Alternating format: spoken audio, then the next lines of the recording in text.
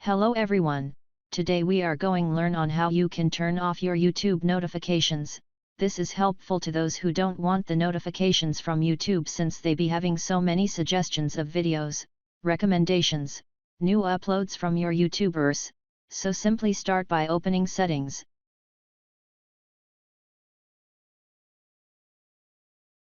Then try finding apps.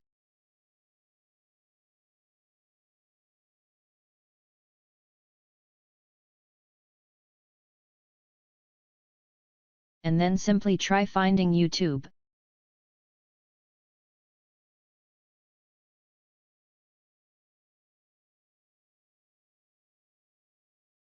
And then click on it.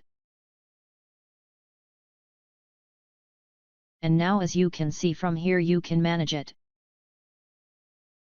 So simply click on notifications. And now as you can here is all the types of your YouTube notifications, so you can simply click on the one you don't want to get anymore.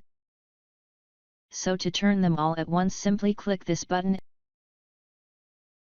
And now all the notifications from YouTube are turned off, so if you want you can reopen them, and then try muting the ones you probably don't like.